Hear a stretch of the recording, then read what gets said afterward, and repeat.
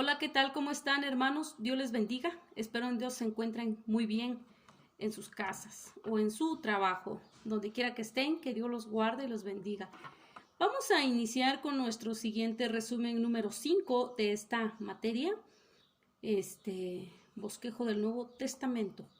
Vamos a ver nuestro pequeño resumen de las tres clases que vamos a ver, clase número 12, 13 y 14. Y las cartas que vamos a estar viendo, las epístolas, son de Colosenses, Tesalonicenses y de Timoteo. Obviamente está la primera y segunda de Tesalonicenses, primera y segunda de Timoteo. Y normalmente, bueno, la mayoría de todas estas epístolas que hemos estado viendo, que escribió el apóstol Pablo a las iglesias, fueron dirigidas a las iglesias que él fundó. Entonces, pero vemos la iglesia de Colosa. En esta iglesia él no la comenzó, no fue él quien inició con esta iglesia de Colosa, allá en el Colosenses, no fue él. Posiblemente dicen que haya sido Epafrodito, el hombre que, no sé si recuerdan, el que llevaba los mensajes al apóstol Pablo cuando él estaba encarcelado, llevaba las cartas a Filipos y a Colosas. Posiblemente él haya iniciado con esta iglesia. No se dice a ciencia cierta que él fue. Es posible, ¿no?, que haya sido él. Y la diferencia entre las demás cartas a esta carta de Colosas es que a estos hermanitos aún no les caía el 20 lo que es entender, ¿no? Entender el poder que tenía Cristo, el poder que hacía visible el vivir la vida cristiana. Por lo tanto, esta epístola es la gran proclamación y la explicación del poder de la vida cristiana experimentada gracias a Cristo Jesús. Casi la mayor parte de los hermanos de Colosas pues eran fieles, y digo casi porque habían personas que también habían falsos maestros que introducían la falsa doctrina, como lo que se ve hasta hoy en día. También ya habían en aquel tiempo, ya habían esas personas que distorsionaban la palabra de Dios y empezaban a meter ideas, ¿no?, diferentes doctrinas. Y por eso les digo casi todos, ¿no? Pero sí habían hombres fieles también. Pero también lo que se dejaba entrar en estas iglesias, las falsas enseñanzas, como son el adorar a los ángeles, el abstenerse de comer carne, ¿no? Eso era lo que les enseñaban a aquellos hermanos. Es por eso que Pablo les escribe, para corregir estos puntos, estas enseñanzas, ¿sí? Y hacerles ver que Cristo es la cabeza, era la cabeza de la iglesia. Y eso se ha visto hoy en día también, hermano. Errores, ¿no?, en las iglesias. Y lo que se deja ver mucho también son lo que es el ocultismo, el horóscopo, la astrología, todo eso ya se deja ver están en las iglesias, ¿no?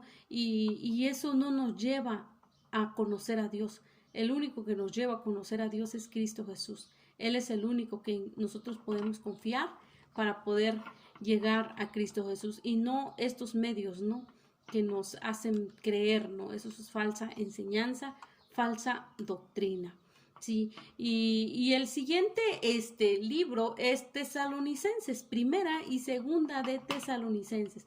¿Cómo se fundó esta iglesia? Bueno, esta iglesia lo relata, el inicio de esto lo relata Hechos capítulo 16.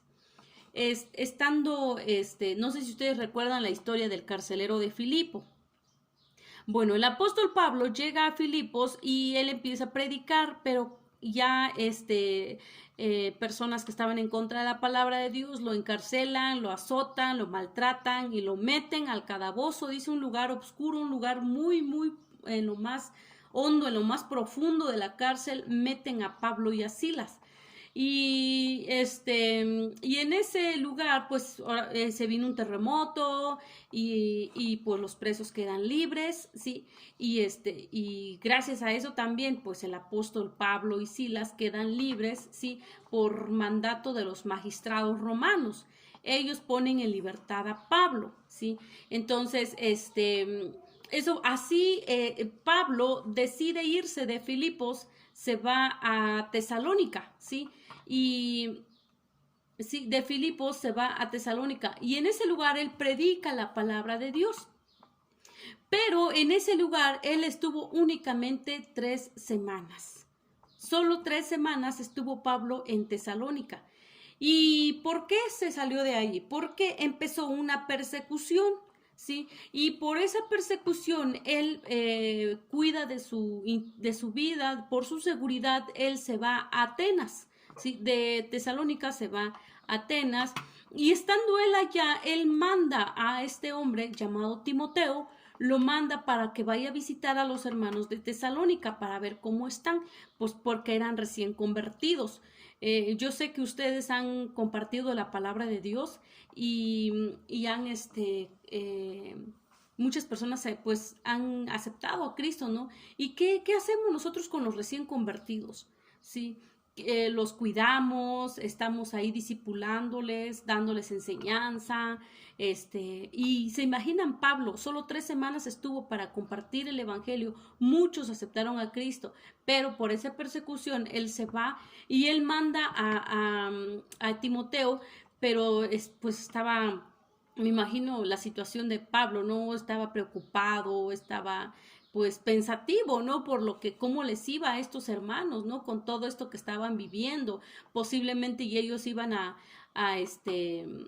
a retractarse, ¿no? Se iban a volver a sus malos caminos y pues perder, ¿no? Su fe cristiana. Es por eso que Pablo va para averiguar cómo estaban estos recién convertidos, ¿sí? Por todo lo que ellos estaban viviendo, ¿no? Porque pues eran personas recién convertidas, pero también esas personas malas, esas personas que estaban eh, asustando, ¿no? A los cristianos, los amenazaban, ahora sí que les quitaban sus propiedades. ¿Se imaginan la vida tan difícil que ellos llevaban? Es por eso que Pablo estaba preocupado por su situación, cómo se encontraban estos hermanos. Pero ante todo, hermano, hay un dato muy relevante con esta iglesia. El principal problema de ellos es que no habían entendido o es que sí es cierto, hermanos, porque con 3 semanas, ¿qué podemos enseñarles? Y yo sé que Pablo pues les enseñó, ¿no? Lo que pudo, abarcó, sí, pero ellos no entendieron muy bien acerca de la segunda venida de Cristo. Ellos no sabían cómo era eso, qué era eso. Estaban pues confusos con lo que Pablo les explicó a medias, ¿sí? Con este tema, ellos pensaban que Cristo iba ya a venir al día siguiente. Ellos estaban así esperando, ¿no? Me imagino hasta viendo hacia el cielo, esperando a ver a qué hora ya venía Cristo, a qué hora ya iba a ser la segunda venida, a tal grado que pues dejaron de trabajar, ¿no? Ellos decían, bueno, pues ¿para qué trabajamos, no? Si Cristo ya viene, ¿sí? ¿Para qué vamos a estar invirtiendo más en esta tierra? Pues mejor vamos a esperarnos. Sí, entonces, pues no pudieron captar muy bien, ¿no? O Pablo no tuvo más tiempo, ¿no? Por las 3 semanas que estuvo para explicarles a estos hermanitos acerca de la segunda venida de Cristo. Y es por eso que el apóstol Pablo escribe una segunda carta, segunda carta de Tesalonicenses. ¿Sí? Les escribe una segunda carta para corregir estos malos entendidos, ¿sí? Y con respecto pues al día del Señor, ¿sí? Y esta carta pues solo tiene 3 capítulos, ¿sí? Es por eso que comienza una segunda carta a los hermanos de Tesalónica. Bueno, ahora el siguiente libro es de Timoteo, primera y segunda de Timoteo. Hay 2 cartas. ¿Quién fue Timoteo? Sí, esta carta la escribió Pablo a un joven llamado Timoteo, posiblemente y tenía menos de 18 años, sí, era un jovencito. Él acompañó a Pablo en su segunda en su segundo viaje misionero. Timoteo era de Listra, sí, era un joven que apoyaba mucho a Pablo, era su fiel seguidor. Y más tarde, pues Timoteo llega a ser pastor en la iglesia de Éfeso.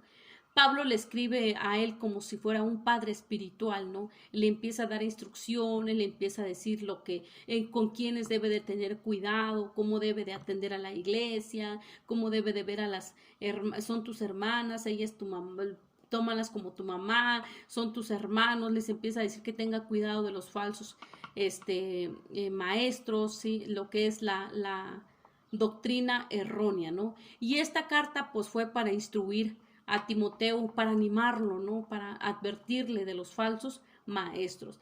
Pero algo que Pablo le exhorta, le enseña también, le expresa, ¿no? A Timoteo son 4 cosas, hermanos, y una de ellas es guardar la verdad, ¿sí? Pablo le dice, guarda la verdad. ¿Y quién es la verdad? Jesucristo, ¿no? Jesucristo es el único, ¿no? El camino, la verdad y la vida. Entonces, que guarde, ¿no? Lo que él ha aprendido. Sé fuerte en el Señor, dice.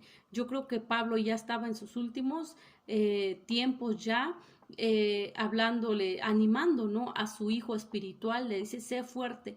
Y pues Pablo, qué mejor, ¿no? Dándole ejemplo. Pablo fue un hombre que sufrió muchísimo persecución, sufrió naufragio, sufrió hambre, sufrió de todo, ¿no? Entonces él ahora dejándole una recomendación a Timoteo y le dice, sé fuerte.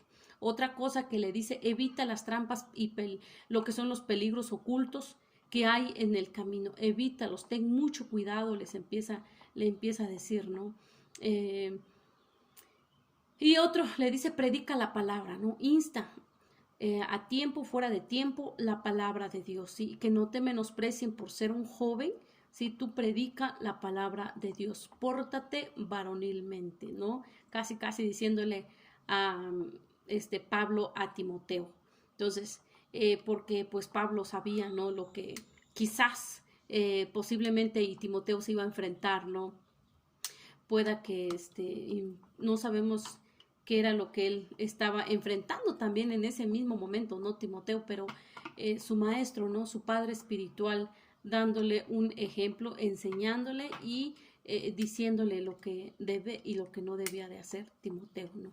Entonces, es fácil, ¿no? Hermanos, desviarnos de la vida cristiana, pero debemos de tener en cuenta que Cristo Jesús es nuestra fuerza, es nuestro ánimo. Cristo Jesús es el que nos anima para seguir adelante. Y como antes y hoy y siempre va a haber personas que van a distorsionar la palabra de Dios. Si usted y yo no estamos parados firmes en la palabra de Dios, van a venir personas que nos van a hacer que nosotros titubeemos la palabra de Dios, que nosotros nos desviemos y van a venir desánimo en nuestras vidas. Pero sabemos que nuestra fuerza, nuestro ánimo depende de Dios. ¿Qué debemos de hacer?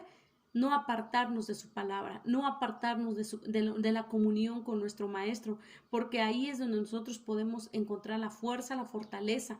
Entonces hay que seguir adelante, hermanos, hay que seguir. Si así como nuestro hermano Pablo, el apóstol Pablo sufrieron cuantos hombres de la Biblia, pues, ¿qué nos espera a nosotros, no? Pero ahora sabemos que el Espíritu Santo es el que está con nosotros, el que nos ayuda. Y yo sé que nosotros hemos tenido persecución espiritual, ¿no? Imagínense, estos hermanos sufrieron persecución física, ¿no? Ellos lo vieron, ellos lo palparon, les quitaron sus tierras, sus propiedades, familia, hubo muerte y todo.